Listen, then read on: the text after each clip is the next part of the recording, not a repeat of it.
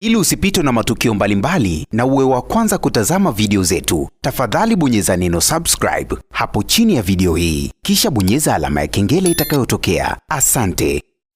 Gigy Money siku ya leo ameweza kukichafua huko kwenye mitandao ya kijamii akiwa anamzungumzia mwanadada Mange Kimambi, na namna ambavyo alikuwa anamzungumzia inaonyesha wazi hajapendezwa na kile kitu ambacho Mange Kimambi aliweza kukiongea kuhusiana na yeye pamoja na mume wake kipenzi Tariki.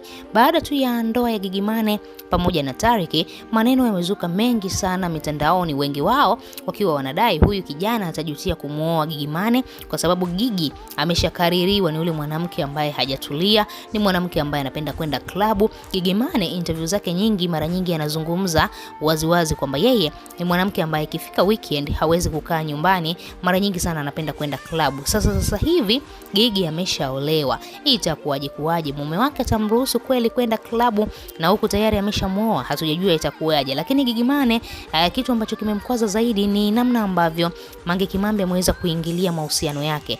Mange Kimambi alizungumza na kudai kwamba huyu kijana Tariki ni mdogo kwa Gigy Money, lakini pia bado hajamjua vizuri Gigy Money. Endapo akija kumjua vizuri Gigy Money, basi ataelewa amemuoa mwanamke wa namna gani. Lakini uzuri ni kwamba hiyo ni ndoa ya Kiislamu, muda wowote saa yoyote Gigy Money atapewa talaka zake 3 na wataachana, hiyo haina pingamizi. Lakini ingekuwa ndoa ya Kikristo, hapo ndipo tungesema huyu kijana kweli ameweza kuyakanyaga, kwa sababu ndoa ya Kikristo ni mpaka kifo kitakapo watenganisha, hairuhusiwi kabisa kuachana. Sasa Gigy Money ameweza kudai kwamba Mange Kimambi amekuwa akimfuatilia sana kwa muda mrefu, amekuwa akizungumza mambo yake mabaya, amekuwa akimsema vibaya mitandaoni, na katika hili swala lake la ndoa alitegemea watu wengi wangemsifia na kumpongeza kwa sababu Gigy ameamua kutulia, lakini Mange yeye ameishia kumchamba, ameishia kumsema vibaya mwanaume wake kwamba ni mtoto mdogo.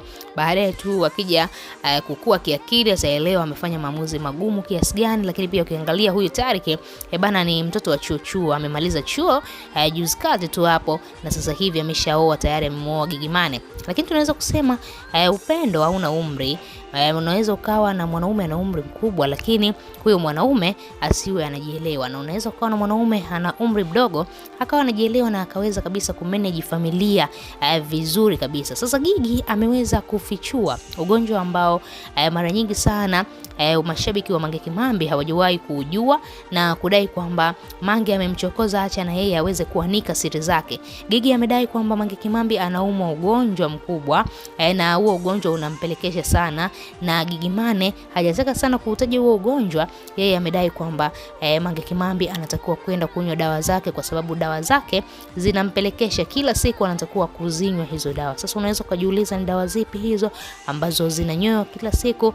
Bana, mimi sina majibu, wewe dondosha komenti yako hapo, ni kitu gani ambacho Gigy Money alikuwa akikimaanisha, ni dawa zipi hizo ambazo Mange Kimambi anazitumia? Wewe kama shabiki una lipi la kuzungumza? Tuchie maoni yako, lakini pia usisahau kusubscribe, like na kuturn on notification.